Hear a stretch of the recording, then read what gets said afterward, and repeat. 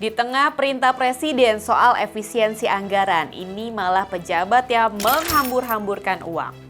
Nih ya, muncul pelantikan staf sus Kemenhan kepada seorang artis yang juga mantan pesulap, sebut saja namanya Deddy Corbuzier. Saya tidak akan mengambil gaji. Walaupun Deddy Corbuzier ini mengaku tidak akan mengambil gajinya, tapi jangan salah kawan inilah, powernya Bang Deddy ini bakal nambah tuh, karena berada di lingkaran kekuasaan.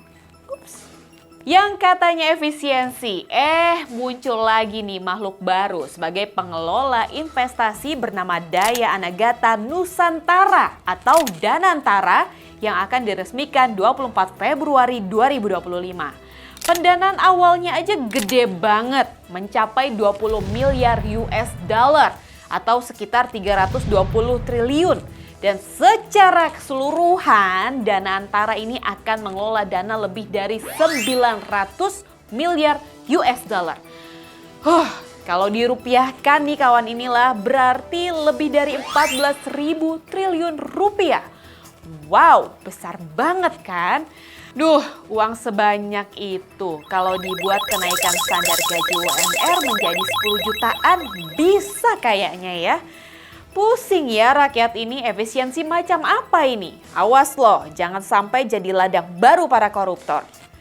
Dan lagi-lagi pembentukan Danantara ini syarat drama politik sehingga pelaku pasar merespon negatif.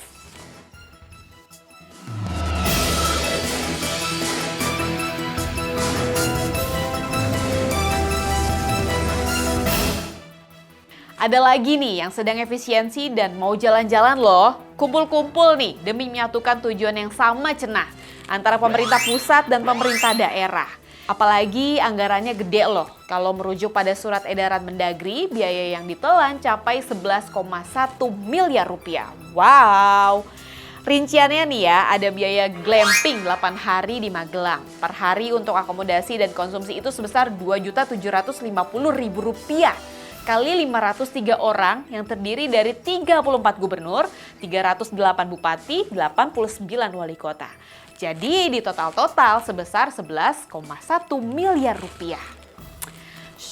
Katanya tiap kepala daerah juga harus setor nih sebanyak 22 juta. Cie, sharing APBD ya. Duit lagi kan itu.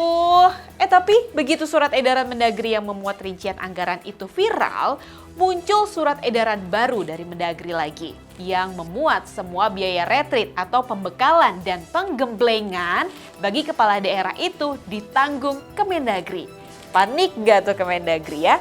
Lagian kalau untuk satukan visi misi dan memperkuat sinergitas atau keakraban untuk saling kenal, kayaknya nggak mesti retreat sepekan ke Magelang deh.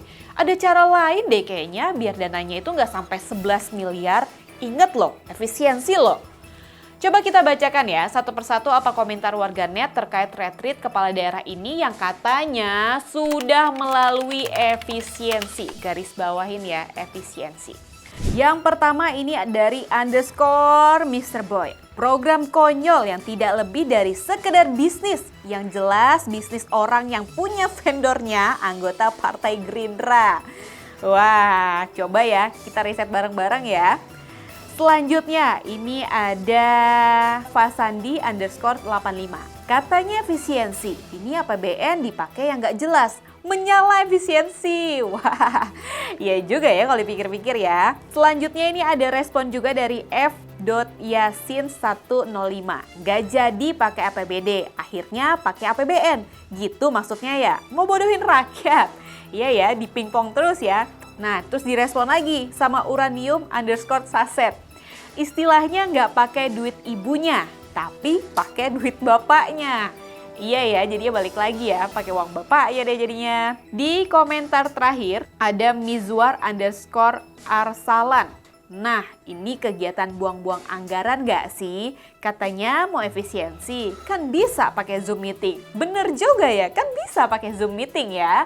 Ya sejam, 2 jam, 3 jam lebih murah lah ya. Kan cuman mau mensinkronasikan pusat dan daerah doang.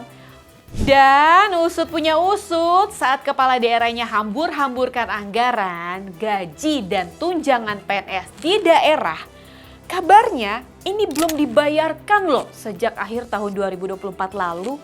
Kok bisa sih? Duh, kenapa sih yang begini-gini tuh harus bohong dan selalu diingatkan terus ya? Padahal gaji dan tunjangan buat PNS daerah kan adalah hak mereka. Jangan ditunda-tunda dong bapak-bapak yang terhormat. Bayarin dong. Udah telat berbulan-bulan nih, masa alasannya anggaran gak ada? Gak mungkin kan? Pengamat politik Ray Rangkuti mengatakan jika retreat kepala daerah ini tidak memiliki tujuan yang jelas. Bila dibaca targetnya adalah sinkronisasi pemerintahan pusat dengan daerah. Tapi materi retreat lebih banyak berhubungan dengan nuansa militerisme. Padahal sebenarnya materi yang paling prinsip disampaikan yakni keahlian, kepedulian para kepala daerah pada tata kelola pemerintahan yang baik dan bersih. Seperti transparan, dialogis, partisipatif, dan pastinya anti korupsi. Tapi materi tersebut tidak menjadi materi dalam retreat ini. Sorotan lain yang sekaligus menjadi perbincangan heboh adalah katanya pihak penyelenggaranya yakni PT Lembah Tidar Indonesia ini punya salah seorang kader Partai Gerindra loh. Duh, jadi maksudnya gimana sih nih uangnya larinya ke situ-situ aja gitu ya, muter-muter ke situ-situ aja gitu ya. Kalau tanya ke ketua harian DPP Gerindranya nih, yaitu Sufmi Dasko Ahmad, dia bilang sih katanya gak pernah denger tuh terkait adanya kepemilikan kader Partai Gerindra di perusahaan tersebut. Duh, ini gimana sih? Bener gak tuh? Atau pura-pura gak tahu ya? Baik-baik loh, netizen ini risetnya pinter-pinter loh. Jago-jago loh Pak. Aduh, drama bangsa ini ada-ada aja ya. Semoga rakyatnya makin kritis dan pemerintahannya tidak anti kritik. Sekaligus berdoa yuk retreatnya dibatalkan saja ya. Karena emang gak jelas juga hasilnya bahkan berpengaruh atau tidak buat rakyat di daerah. Mending waktu yang 7 hari itu digunakan buat kerja bagi rakyatnya di daerah. Dan anggarannya dikelola buat kepentingan masyarakat di daerah. Itu baru paten. Saya Dila Hantika, jangan lupa untuk subscribe, komen, share, dan like YouTube inilah.com. Wassalamualaikum warahmatullahi wabarakatuh.